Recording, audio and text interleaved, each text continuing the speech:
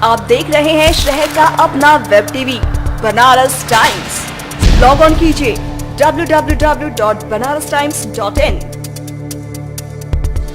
और www.cngtimes.com।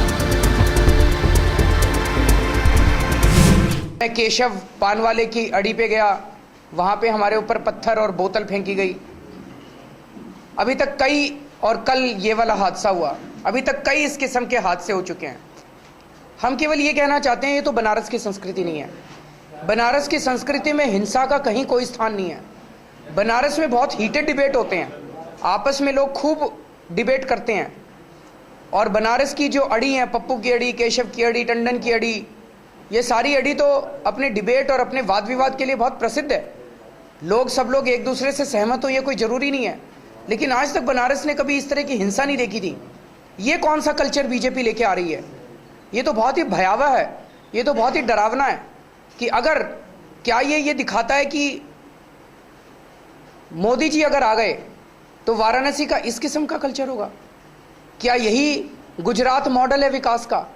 गुजरात में भी लोग बताते थे कि जो ऑपोजिशन करता है मोदी जी की, उसको या तो डरा दिया जाता है, या खरीद लिया जाता है, या खत्म करवा दिया जाता है। तो क्या यही इसी तरह का मॉडल अब वाराणसी के अंदर मोदी जी लाने वाले हैं? दोस्तों, और भी कई जगह से हमारे पास खबर आ रही है कि किस तरह से जब भी हम कोई परमिशन मांगने की कोशिश करते हैं तो प्रशासन जो है वो परमिशन देने में आनाकानी कर रहा है। जैसे कल का रोड शो आपने देखा, उसमें साउंड सिस्टम यूज करने के लिए लोकल प्रशासन ने पिछले 15 दिन से वो लगातार मना करते रहे। अंतिम उसके अंदर फिर हमें चीफ इलेक्शन कमीशन से, सेंट्रल इलेक्शन कमीशन से फोन करवाना पड़ा, तब एक रात पहले जाके उन्होंने परमिशन दी। इसी तरह से हम जिन चीज़ों की परमिशन मांगते हैं उन चीज़ों की परमिशन देने में आनाकानी की जा रही है और तरह तरह की अड़चनें अड़ाई जा रही हैं। तो आज Prashant Bhushan ji central election commission से मिलेंगे और सेंट्रल इलेक्शन कमीशन से मिलके उनसे कहेंगे कि क्या ऐसे माहौल में वाराणसी में free and fair election possible हैं? जब हमारे ऊपर सीधे इस किस्म के हमले हो सकते हैं, जब सोमनाथ भारती के ऊपर इस किस्म के हमले हो सकते हैं, तो क्या वाराणसी के वोटर को वोट डालने दिया जाएगा? या जितने एंटी बीजेपी वोटर हैं उन लोगों को उस दिन घर से नहीं निकलने दिया जाएगा? इस तरह का गुंडागर्दी का जो माहौल है उसको प्रशासन रोक पाने में अभी तक असंभव रहा है। तो इलेक्शन कमीशन इसके लिए क्या क्या कार्रवाई कर सकता है, इस पे चर्चा करने के लिए आज प्रशांत भूषण जी इलेक्शन कमीशन से मिलने की कोशिश करेंगे।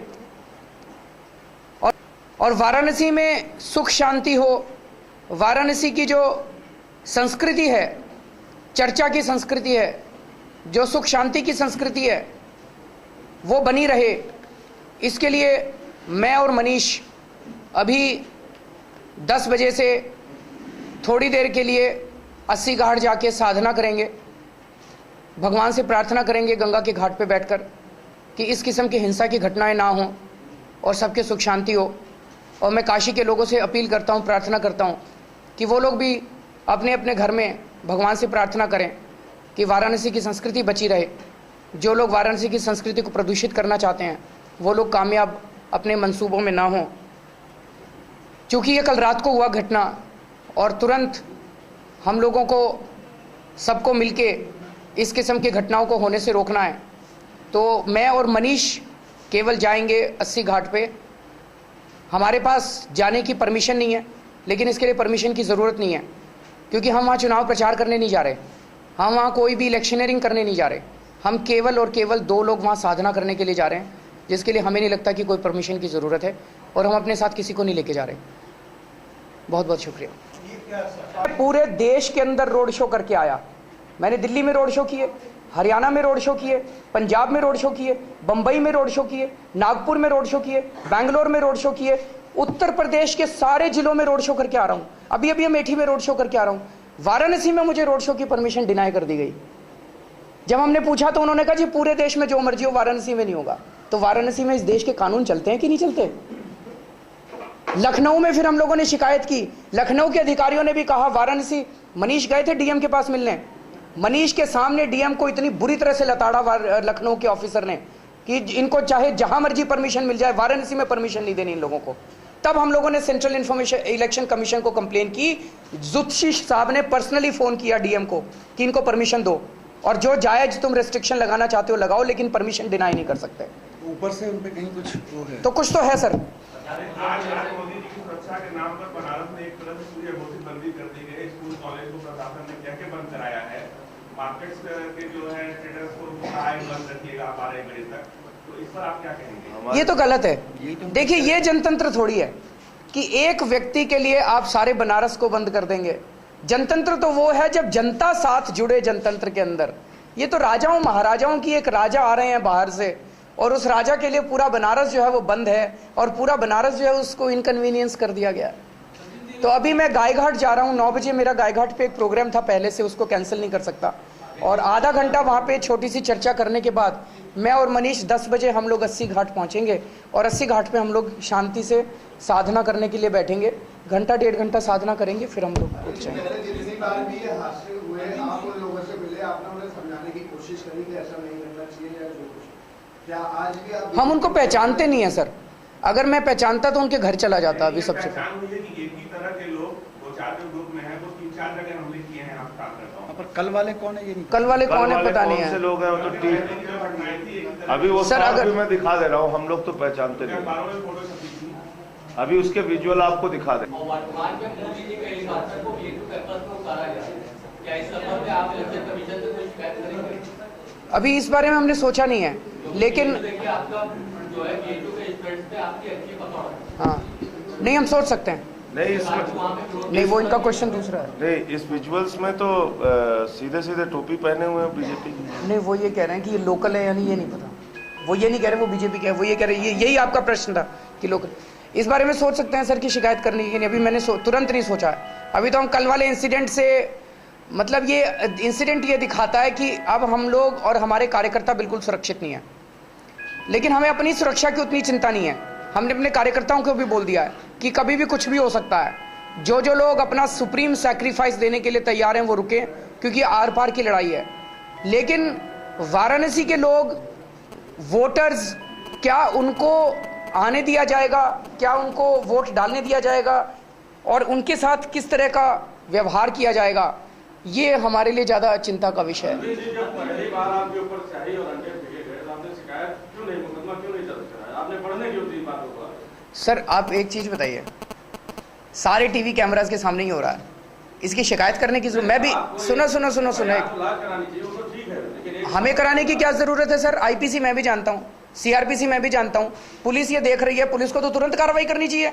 इसमें वो क्या किसी कंप्लेन की वेट कर रही है? क्या जरूरत है? खुद लेना चाहिए। सर हमारी लड़ाई, एक मिनट, मेरी लड़ाई मेरी जान के लिए नहीं है, मेरी लड़ाई मेरी इज्जत के लिए नहीं है। मैं यहाँ अपनी इज्जत बचाने के लिए नहीं आया, मैं यहाँ पे अपने ऊपर स्याही रोकने के लिए नहीं आया। सर ये पूरे देश की बात है, उसके लिए आए हैं। हमारी जिंदगी तो ये पॉलिटिकल बैटल है सर, ये टेक्निकल और लीगल बैटल। एक मिनट सर, एक मिनट, टेक्निकल और लीगल बैटल नहीं है। पहली चीज तो ये दिखाता है, former chief minister of Delhi अगर वाराणसी आता है तो यहाँ का प्रशासन उसको बचाने में असक्षम है।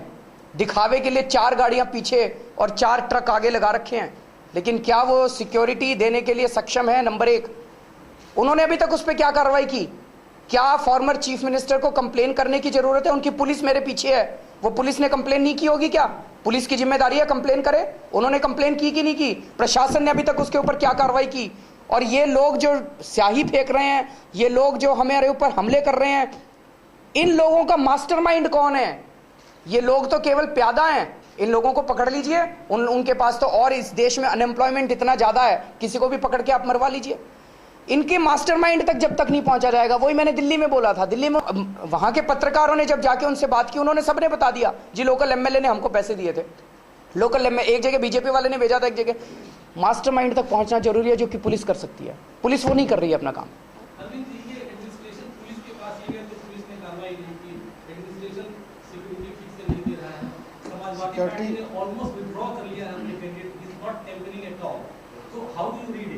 सर ये बिल्कुल ठीक है जो इन्होंने कहा, लेकिन मैं नहीं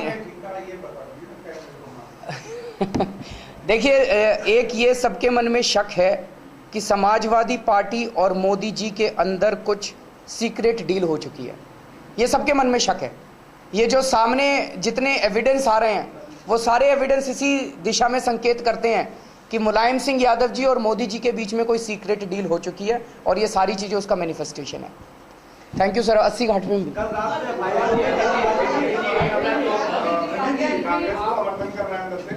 कौन बीजेपी को हराने के लिए मुझे आइडिया नहीं है सर उसके बारे कल रात भी के बयान पे आपका क्या राय है? सर आपको देते हैं, राय देते हैं। बिठाओ, रखो भाई इनको। शाजिया इल्मी पे इनको राय चाहिए। सर शाजिया इल्मी ने क्या बोला था? टाइम्स नाउ शाजिया इल्मी ने क्या बोला था? आप आ जाइए, एक माइक ले लीजिए, नहीं तो आपकी वॉइस रिकॉर्डिंग नहीं होगी। आपको आना पड़ेगा। हाँ, शाजिया ने ये बोला था वहाँ पे ना, सबने वो वीडियो देखा है। वो जब बैठी थी लोगों से, उन्होंने बोला कि आप हमेशा सेक्युलर ही बने रहे हैं, अब आपको कम्युनल बनने का मौका है, आप अपने बारे में सोचिए। अरविंद आपके ही है और इसको ऑफ कोर्स शाजिया कहती है, व्हेन कम्युनल जो वर्ड है, she says communal for her and community. Okay, the question is, अभी जो पॉलिटिकली इतना चार्ज है, मैं अब आपसे पूछना चाहता हूँ कि क्या शाजिया ने, I will come to that first, Shazia then Times Now, right? तो मैं ये पूछना चाह रहा हूँ कि शाजिया ने ऐसा कहा कि मुसलमानों को हिंदुओं से नफरत करनी चाहिए? नहीं कहा। शाजिया ने ऐसे कहा मुसलमानों को हिंदुओं को अपने इलाके में नहीं रखना चाहिए? नहीं कहा। शाजिया ने ऐसे कहा कि मुसलमानों को हिंदुओं के ऊपर अटैक करना चाहिए? नहीं कहा। तो जो इलेक्शन लॉ है उसके अंदर कम्युनल जो डिफाइंड है उसमें ये है कि जो भी व्यक्ति दो धर्मों के बीच में या जातियों के बीच में नफरत पैदा करता है वो गलत है। अगर शाजिया का जरा सा इंडिकेशन ऐसा होता, हम 2 मिनट भी उनको पार्टी में नहीं रखते। शाजिया ने शब्दों का गलत चयन किया जिसकी हम कड़ी निंदा करते हैं। We strongly condemn the use of words. वो कहना ये चाह रही है कि तुम लोग सेल्फिश बनो, अपने पढ़ाई, अपनी सड़क, अपने बच्चों के बारे में सोचो। उसने सेल्फिश की जगह कम्युनल शब्द इस्तेमाल किया। उसके शब्द गलत हैं, उन शब्दों से हमें नफरत है और उन शब्दों की हम निंदा करते हैं। तो ये शाजिया का। अब वाई टाइम्स नाउ, हम ये जानना चाहते हैं कि क्या अर्नब गोस्वामी जी के अंदर हिम्मत है? वो कल ये चला रहे थे, will Arvind Kejriwal demand Shazia's resignation. Just one second, 1 minute, मैं तो बोलता हूँ, मैं बात तो कर लूँ, मैं बात तो मैं ये जानना चाहता हूँ, जो स्नूप गेट हुआ था वो तो बहुत ही गंदा था। नहीं, आपको नहीं लगता? किसी लड़की के साथ इस तरह से करना। So should Arnab Goswami ji ask for resignation of Mister Modi? He should. नहीं, मैं देश की जनता के सामने रख रहे हैं अभी। अर्नब गोस्वामी जी को, the nation wants to know that why is Arnab ji not asking for the resignation of Mister Modi on snoop gate, जिसमें कि एक बेचारी उनकी बेटी की उम्र की लड़की है, जिसमें उन्होंने उसकी जासूसी कराई कितने महीनों तक। और अमित शाह जो कि उनके वो हैं, वो पूरा टाइम मिनट टू मिनट, अब होटल से निकल गई है, उनके सारे फ़ोन टैप, आसपास के लोगों के फ़ोन टैप, गुजरात के बाहर वो फ़ोन टैपिंग करा रहे हैं। आई थिंक अर्नब जी को थोड़ा मोदी जी के रेजिग्नेशन भी मांगना चाहिए। और अर्नब जी को ये भी जानना चाहिए कि मोदी जी के इतने ज़्यादा होर्डिंग जो लगे हुए हैं चारों तरफ। आज का अखबार, ये देखो, ये अखबार है आज के फ्रंट पेज पे रोज पूरे ऐड आ रहे हैं। इसकी कितनी कॉस्ट है? जरा अर्नब जी को पूछना चाहिए, because he has so much concern for the nation. So उनको पूछना चाहिए that nation wants to know कि मोदी जी के पास इतना पैसा कहाँ से। Just one second, let me complete. No, you have not, this question has not been raised. नहीं, पैसे कहाँ से आ रहे हैं? पैसे कहाँ से, ये काला पैसा कहाँ से आ रहा है? और तीसरा कि टाइम्स नाउ को कितना एडवर्टाइजमेंट दिया है बीजेपी ने, वो थोड़ा सा आप बता दीजिए।